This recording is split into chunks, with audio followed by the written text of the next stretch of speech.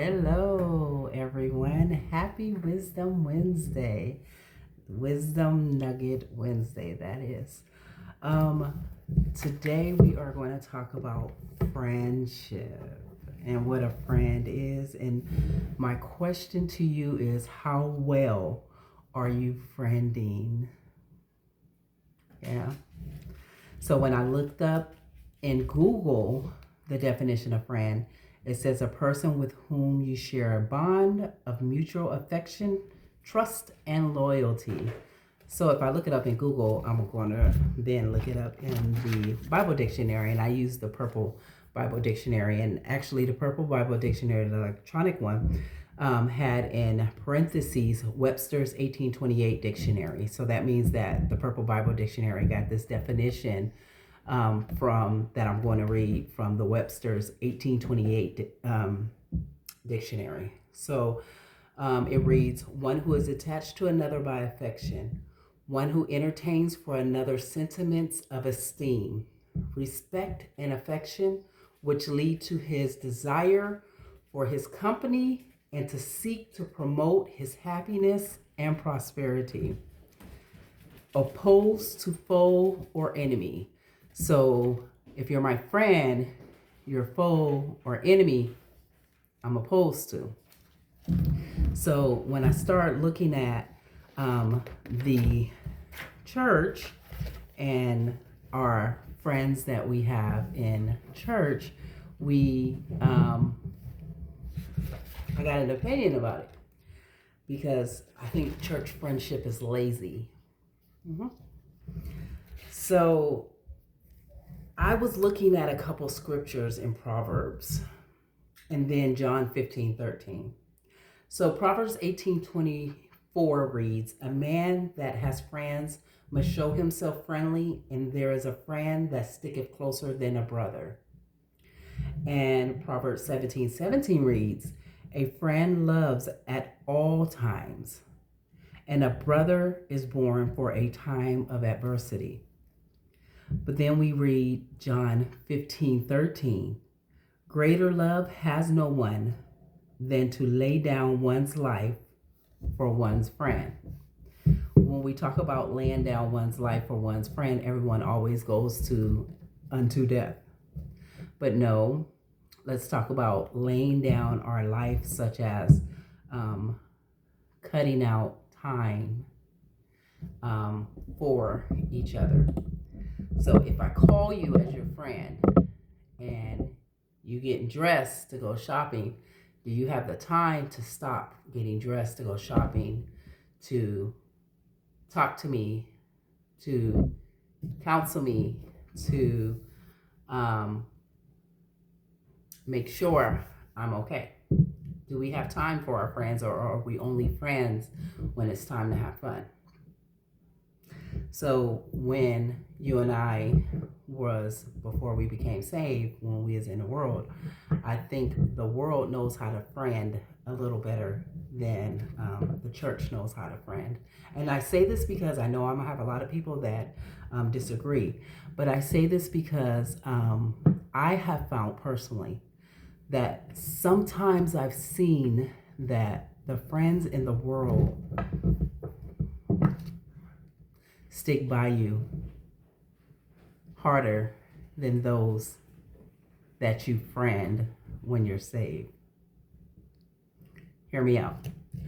When I was young and before I said yes to God, and while if I would be out and I was quiet, I didn't say very much. I wasn't one to start anything, but you knew I was angry and I was not backing down from a fight.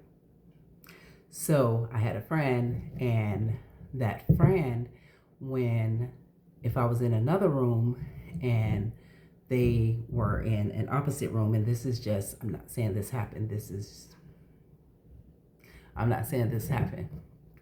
So if I'm in another room and I got into a fight, and my friend in the other room would hear, oh, April's in the other room and she just didn't got into a fight with somebody. She's in there arguing. They came in the room swinging on my behalf. Didn't know what happened, didn't know why, but they were swinging And afterward, while we was in the car or at home, we would talk about what happened. And that friend, whether I was wrong or right, not saying this is the best thing, they came to my defense. They came to help, whether wrong or right. Now let's flip it over to the church. You are in the fight of your life, and your adversary is whooping you.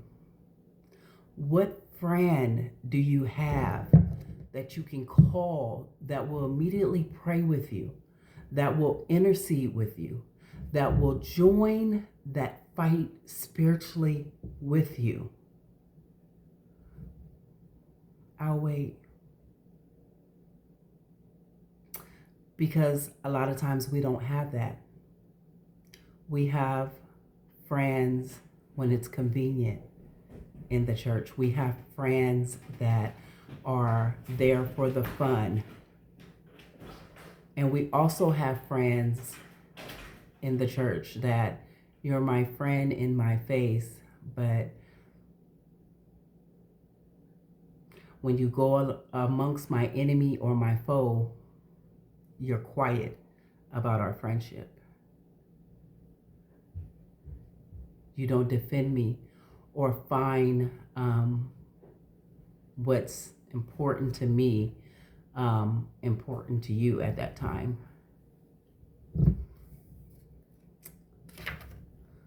So we call each other brother and sister in church, and that really used to make me feel a certain way when it started, I guess, really becoming popular, or I started to notice it being popular. Everyone was, hey brother, hey sister. And if you are in Christ with me, you are my brother and sister. But some people just use the brother and sister very loosely. So a friend is closer than a brother or sister. So if you're calling me brother and sister and then refer to me as friend, am I your friend or am I your brother and sister? Because it says a friend is going to be closer than your brother or sister. I personally feel like the world knows how to friend a little better than the church. And this is why the power of the church has been dulled, because we don't know how to love each other. We don't know how to friend each other properly. We speak one thing out of our mouth and then do something else in the absence of our friend or our brother and sister. That really, really makes me sad when I began to think about it. Because no way should the world be an example of what a true friend look like. The church should always be the example.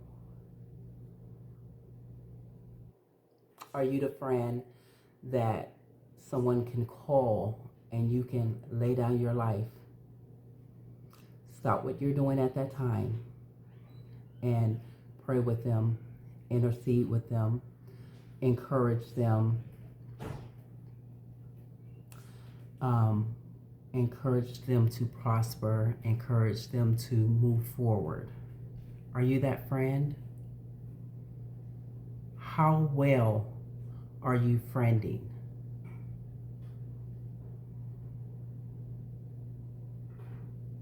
Or are you the friend when it's convenient, when it's time to go on a trip, when I see you on Sunday?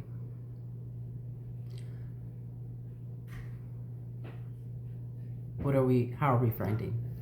So I'm going to leave that with you, and I need you to think about that. And the church needs to be the example, not the world. So let's friend properly. Those scriptures that I gave was Proverbs 18:24, Proverbs 17:17, and John 15:13.